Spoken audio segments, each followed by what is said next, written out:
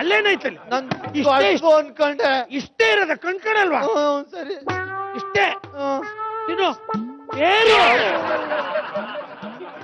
ಊಟ ಮಾಡ್ತೀನಿ ಗುರು. ಆಡೋ ಇಲ್ಲೋಡ ಚೇರು ಟೇಬಲ್.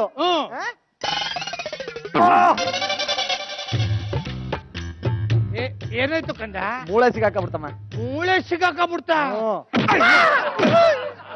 ಮೂಳೆ ಸಿಗಾಕೊಂಡ್ಬಿಡ್ತೀಯ?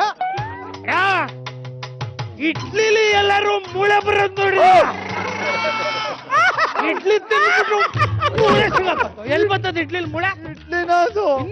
ಇನ್ನೇನು ಬಿರಿಯಾನಿ ಅನ್ಕೊಂಡೆ.